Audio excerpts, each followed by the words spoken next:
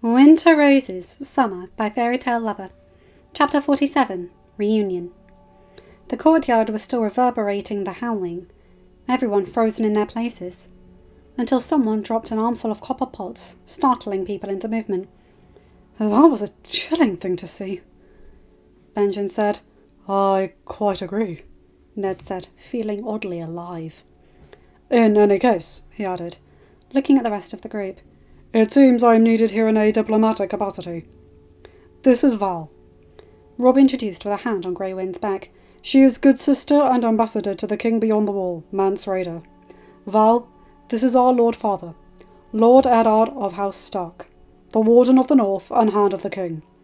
Lord Stark, she greeted, a bit more coldly than a lady of court. But they were used to northern practicality. I have sent a message to my good brother, and he should be arriving soon. If you wouldn't mind waiting to treat directly with him. Not at all, Ned said. Much faster and more effective this way. I would be pleased to receive any of his terms beforehand, though, if you would present them, in the name of not wasting time. I should be glad of it, Val agreed, and it was clear why Mance relied on her as an ambassador. Regardless of family bonds, she had a no-nonsense approach, but she could expose her view clearly. Since that is sorted, Danny cut in, there is no need to speak at this very moment. Let's all go up and get settled. I'm sure you would all like to wash and rest and have some good food after your journey. Come, the kitchens are ready for you. The stewards and guards began to lead the guests and other brothers to the dining room. Oris, would you ask them to send the food up, please? Of course, my lady. My lord, welcome back. The guard walked away. Come, Ned said. We must talk. And you two need a proper scolding. Both John and Rob blushed sheepishly. What were you thinking? Ned exclaimed as soon as the door closed behind them. Much to his dislike, Sir Alistair had received Ned and Benjen with all courtesies, sending them in chambers in the King's Tower, and even allowing Ned a solar. But other than what was reasonably expected of him as acting Lord Commander, the man had been cold and rude, and made no effort to hide his sneer. Ned took the seat behind the desk, and the silver direwolf immediately sat next to him. Ghost and Grey Wind had followed Wex into the kitchen, but the grey direwolf was also following Benjen. Father, do not start with a sob story about the wildlings. You have to know that either you had died beyond the wall, it would cease any and all attempts at peace. Rather, it would have jump-started an even worse conflict. If we hadn't gone, the Free Folk and the Watch would have inevitably found themselves at war. John said, since Rob didn't seem keen on interrupting. Look at this place! The Free Folk would win easily. They have giants and mammoths. They are enemies we do not need to have, and much less surrender them to becoming part of the other's army. I am not disagreeing with that. I am disagreeing with your methods, Ned said, not at all shocked with the defiance. Truly his mother's son. It was the only way to bring Mance Rayder to the table, Rob said with a bit less conviction. It was reckless, Ned said. I'm not diminishing the Watch, but they will never be the same as our own men. You could never have crossed. And not even to go a few miles away without a full guard. You had what? A handful of men? Both young men looked down and blushed. You are not children training under Sir Roderick anymore, boys. You are grown men with a lot of responsibilities. You are sons of Winterfell. Rob, you are the heir to the North. And John, you are the lord of a major house. One of our most important bannermen right now. If anything had happened to you, Rob, Winterfell would be vulnerable. Bran is only a child. And that is not even mentioning the delicate state of affairs after the broken betrothal of House Tyrell would mean. Especially now when the Maesters are talking about the end of summer. John, not thinking about what would it mean for your wife and children. Can you imagine how vulnerable they would be with Daenerys not being protected by you, but at Robert's mercy? His words had the desired impact. Both John and Rob looked down, feeling the weight of their actions. That said, Ned said, I am sure you are ravenous after weeks and weeks of eating camp food. First Daenerys, then your Uncle Benjen, were thoughtful enough to bring sufficient food from the Blessed Island stores. and make sure we wouldn't be imposing on the night's watch hard-earned stores. You, however, will eat what the watch's cooks usually serve the brothers, and you will have no dessert for a week. Now each to your own room to think about your actions." "Father," Rob complained while John had the sense to keep quiet, "you are treating us like—" "You have behaved like reckless children," Ned said. "Therefore I am treating you as such." Though where his greatest battle had yet to be fought, John was sufficiently admonished. He pulled Rob up by his sleeve and dragged his brother from the room. "Are you going to yell at me?" John asked while Danny led them to the room she had been occupying. "I think your father has already properly chastised you," she said, poking at the fireplace. The room was small and very far from their chambers at home, but between Davos, Oris and Wex, they had managed to bring another bed in and push them both together to form a mismatched double bed. John groaned, pulling his armour off and throwing the pieces on the table for Patrick to sort out later. "Damn, I thought that would be glued to me forever." Danny pursed her lips, displeased with the small cut over his eyebrow and the faint bruises on his side. She helped with the buckles, though, and for the first time since leaving Castle Black, weeks and weeks before, John found himself down to his small clothes. "I was worried sick!" Danny exclaimed, slapping his shoulder. "Did you really think sending a raven with 'The others are real, I have confirmation when I saved the Lord Commander's life, so Rob and I were crossed to treat with the wildlings' was reasonable?" John took a deep breath. "I can see it from your perspective now, and admit we were a bit reckless, and perhaps even premature. But what we did we thought was right, and—" "It paid off," Danny cut in. "It's the same thing you said when you told me the story of your knighting, and how it paid off because you put the mountain on his back." "It was luck, John. Pure luck in both cases. But luck runs out eventually." He blushed and looked down, embarrassed again. Somehow, having prepared for her anger and yelling, her reasonable scolding was throwing him off. "My lady, the bath is ready," came the disembodied voice from beyond the side door. "Thank you, Weary," Danny said. "Come on, let's get you into a tub. I'm sure you're itching for a bath. You certainly need it." "What I'm itching for is our bathing pool in our chambers," John said. "But I'm afraid a copper tub in Castle Black will have to do." "I'm sure Lyanna misses your weekly pool parties," Danny needled as they crossed to the adjacent bathroom room. "And just when I thought we were going to start bringing little Adam." "I miss them so much," John said longingly. "Well, if it's any consolation, they miss you too. Be prepared for a very grumpy toddler when we return. Leah was complaining daily about your absence, and she threw a terrifying tantrum when I told her I was leaving as well." John chuckled, sinking into the blissful hot water. "I'll make it up to her." "Well, I might have given her something to occupy her free time with," Danny said, getting behind him, even though John had to let his head back and close his eyes. "Really? What?" "The team you sent to inspect the volcano returned," she revealed. "They brought trinkets. I gave Lyanna her pick. She chose the blue and silver egg." John groaned, and then he stiffened. "Egg? What egg?" He sat up straighter, but Danny was beyond his field of vision. "A dragon egg, love. What other kind of egg would they find in a recently erupted volcano?" "Wait, so we have more? And you gave one to Leah?" He stopped himself short, letting his chin drop open when Danny stepped back from behind the screen. "God, Danny!" She was wearing her S. Aussie small clothes, the scandalous lacy number that left little to his imagination and teased a lot. "You were saying, love?" Danny teased, coming to stand by the foot of the tub. "I really did miss you," John groaned. "I missed you too, very much," she moaned. "But as I said, luck runs out eventually. They're making lamb stew and glazed pumpkins for dinner. Not to mention cherry pie. You know how much I love cherry pie. Since you're grounded, I suppose I will have to go down to the dining hall to have a good meal, instead of the grub they'll send up. And it is such a long way."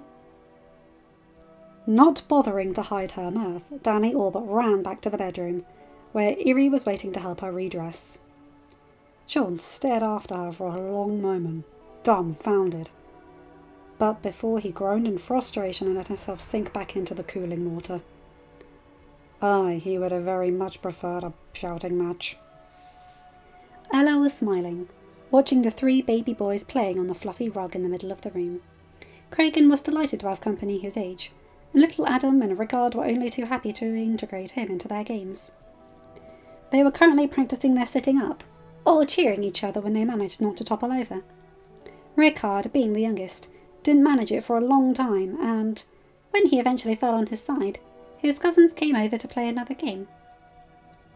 That was when Isla came into the room, a soft smile on her face, even if she showed some anticipation. "Did something happen?" Ella asked. "There was a raven from Castle Black," she answered. "It's got a hand seal, so I brought it to you." Ella took it and ripped the seal open, anxious.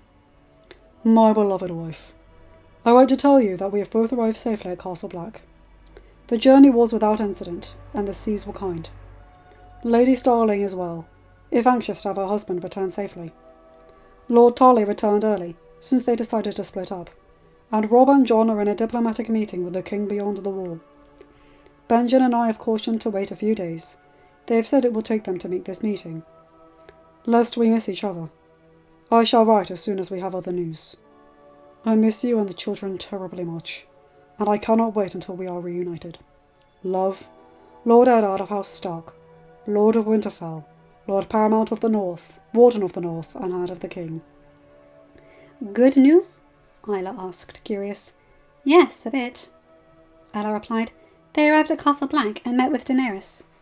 Lord Tarley returned early and said that Jon and Rob were on their way back. Oh, I wish they were all safe." "I'm sure they will be," Isla smiled. "Though, given what they'll find on their return, Jon and Rob might regret not staying there for a while longer. And now I am itching to give Jon a good dressing down, so he will remember that his head is for using, not only to decorate his neck, pretty as his face might be." Ella laughed, agreeing with the sentiment. "Do you think keeping Rob from the stables and the training grounds for a moon would work?" "It would certainly work on Arya." "Oh, I think it will definitely have an effect," Isla said, amused. Then the boys drew their attention away, and both mothers rushed to their sides. Ned turned to Adam when the door closed behind his sons and good daughter, and found the man highly amused. "I have to admit," the knight said, "that was genius. I hope it works." Ned exhaled. "You have a big mouth," he accused. "If you mean Maester Raymond, he received a letter. I merely gave names to foes." Benjen chuckled as Ned rolled his eyes. He was clearly intending to say something else when the horn sounded again. Given that it was the faint horn, hadn't been heard before, it was an arrival from the south. "If that is either of our wives," Ned bit out to Benjen, standing up, "I will lose my temper." When they got to the courtyard, thankfully it was neither Ella nor Isla. Though perhaps even more surprising, the young woman dismounted her horse with the ease only years of practice could afford, bundling herself up in a very thick cloak. Ned cursed under his breath, rushing down the steps. "Lady Marjorie! We were not expecting your arrival." She turned in a blur of gold and green, and had a determined expression on her face. "Lady Starling informed me of my betrothed's trip outside our borders. That is twice now that Lord Robb fails to inform me of threatening situations involving him. I thought I should come and give my response in person." "What my lady sister means, Lord Stark," a young man approached, throwing Marjorie a glare, "is that his letter informing her of his journey to Castle Black, Lord Robb mentioned that the Night's Watch was in difficulties, given that most lords have neglected their duties. My Lord Father recognises he and our house have been lax on the issue, so he realised he must contribute to this year's duties with haste, and see how much he can correct past mistakes. As such, he sent me as an emissary to delivery of supplies, which will arrive from the gift in time. My lady sister, in her concern with her betrothed, decided to accompany me." "At least Robb did something responsible," Ned thought. Why, I thank you, Lord Garland, he deduced.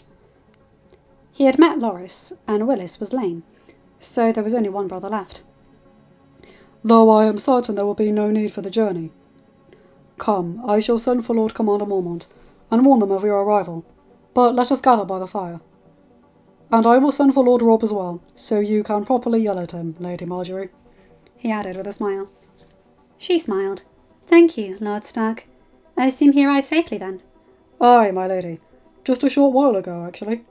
You timed your arrival perfectly. Good. I should be short-tempered to wait, and much dismayed to have missed him. Ned smiled, leading the way to the King's Tower. He knocked on Robb's solar and opened it after a short, "What?" A crumpled piece of parchment flew in his direction, and he nearly didn't catch it before it hit his shoulder. What is the meaning of this? Ned asked. Robb groaned in frustration. I am attempting to compose a letter to my betrothed, if you must know, father. I have been negligent in telling her of my whereabouts. Oh, I quite agree, Marjorie said, pushing her way into the room, though there is no need for a letter now. Robb stood up in a jump, tipping over the ink pot and spilling ink all over the desk. He looked like he had just had the biggest shock of his life, his whole face flushing bright red. What the... But this is... Marjorie? Since you seem to have difficulty communicating, my lord, she said, walking further in and closer to the fire, I thought I should come and give you a lesson in the matter. Ned bit back a big guffaw at his son's open shock and dazed disbelief. I shall send for the Lord Commander and arrange for accommodations. Robb, you talk outside or with the door open. Do you hear me? Robb nodded dumbly. Not recovered. Garland only smirked. Knowing his sister, Robb Stark was going to be disorientated for a while. Though he didn't share this with the Lord of Winterfell. Benjen pulled Adam aside as Ned started to lead the way down the corridor. Who do you think's in bigger trouble, Robb or Jon? Well, that's hard to say. Adam answered. I don't know Lady Marjorie, but any woman who up and leaves the comfort of her home to travel across nearly the entire continent to slap some sense into her betrothed is, from what I can see, quite capable of making herself heard. Then again, Jon knows Dany, who is used to her anger. Don't know how much of that will help if she's angry enough to be inventive. They watched as the lady in question came in their direction, giggling with her handmaiden. My lords, she said, her voice filled with mischief. How goes it? Lady Marjorie came to speak some sense into Robb, Benjen said. Dany raised an eyebrow, and then risked a glance in the direction of the voice coming from Robb's open door. Oh, the sneaky, she exclaimed. Why didn't she tell me? I would have informed her of our movements. Oh, really? Came Marjorie's raised voice through the door, followed by Robb's low grumbling. Dany and Eerie laughed, then continued their path down the corridor, even happier. Both, Adams said. Both, Benjen concurred. Both is good. Side note, excellent reference to the road to El Dorado. I approve. How did you get here? Robb asked, his jumbled mind struggling to find something reasonable to start with. A varied combination of boats, ships, and a horse from the Shadow Tower. Is that really your question? Marjorie asked with a raised eyebrow. I'm sorry. I'm just... Why did you come? When I told you I was coming to Castle Black, I never would have expected... But that is just it, Robb, she exclaimed. You told me you were coming to Castle Black to see a problem between the Watch and the Wildlings. I never expected it would cross your mind to go beyond the wall. But how did you ever find out this fast? I get that by boat is not a long trip from the Reach, but you got here awfully fast. She glared at him. Oh, so now it is my fault for finding out? Not your fault, no. I just mean, this is a dangerous place and... Oh, really? You men have too delicate sensibilities. We women are capable of much more than you think. Robb blushed. Looking at Ella, Dany, Marjorie, and her grandmother, he had to admit that the idea of a silly, delicate lady he had grown up with was certainly misplaced. The wild women of Bear Island, whom the North thought of as very different from the rest, were still certainly beyond the average, but perhaps not quite as unique a brand after all. Even so, he said, it's still a dangerous place. Then perhaps you should improve your communication skills, so I would not find the need to come back and tell you in person. Marjorie threw back. Did Daenerys tell you? The question is, why didn't you, Rob? The problem is not that I know or who told me. The problem is it was not you. Why do you continuously forget to tell me important things about you? Do you think me so feeble I wouldn't care? Or perhaps do I matter so little? Never! I recognise my mistake. I should have thought better about my journey beyond the wall, but I should have informed you. And what possessed you to go beyond? Do you really care so little for the heart I gave you, that you take it into danger to die with it in your hands and leave me with no hope of getting it back? Marjorie asked in a whisper. Rob felt something indescribable take over his own heart. Something he couldn't quite qualify or even explain, but it tugged with the sadness shining in her green eyes. He mumbled, disconcerted. I am so sorry. I wasn't thinking. I knew the danger, but I hadn't considered all the... I'm sorry. If we are to get married, we must trust one another. A marriage without trust would be a failure. I am certain I would wish to take no part in, True said, and Rob was immediately reminded of his own parents' marriage. Once his father was no longer able to trust his mother. That was when it all started to go wrong. And if you don't trust me enough to tell me what is happening with you, or threatens your safety, then why do you wish to marry me? If every time you throw yourself into danger you ignore my existence, perhaps it would be better if you take no more part in it. She finished with a serious expression, walking over and putting something in his hands. Marjorie then turned her back and left the room, as Rob felt sadness as he saw her go. Then he opened his hand, and he actually felt his heart break. She had returned the direwolf necklace he had given her on the Blessed Island. Perhaps he had ignored her a bit too much. Reasonably recovered from his frustrated bath, Jon ate the grub that was waiting for him in the bedroom, and then decided to go and check on Sam. Knowing his friend, his absence on the courtyard earlier could only be because he was too busy lost in books in the library. So he made his way there, hoping Maester Aemon would also be there. And they could figure out what the strange symbols found with the dragonglass weapons were.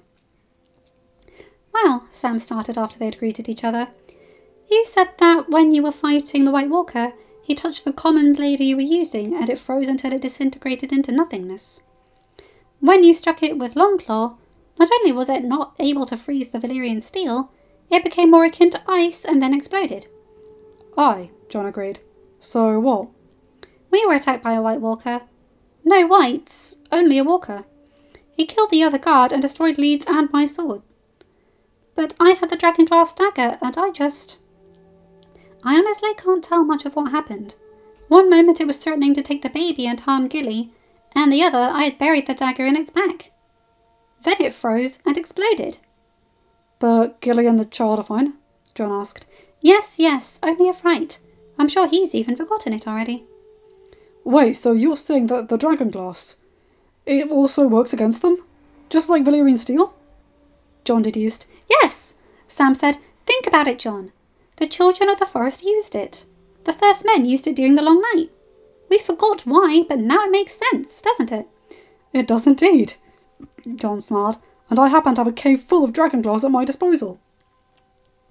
That is still going to cost a lot to mine, Jon, and the watch probably will not be able to pay for much of it. Sam said. Jon bit his lip, looking at the few weapons of dragonglass on the table. It can be our taxes, can't it? Instead of paying it in gold, we pay it in dragonglass. If we could talk to the Lord Commander, perhaps put a few more houses into the system, they can pay us the gold and we send dragonglass up. Besides, it's not only the watch, Sam. The Northern Armies are going to need it, and maybe even the whole of the Seven Kingdoms. Maybe Stannis Baratheon could do the same, the secretary realised. There's dragonglass on Dragonstone as well. Isn't that what Gruss said? Aye. What about the symbols? Jon asked. Still working on them, Sam replied grumpily. Maester Aemon's library is fantastic, but it's mostly history. I haven't found one with the symbols on them.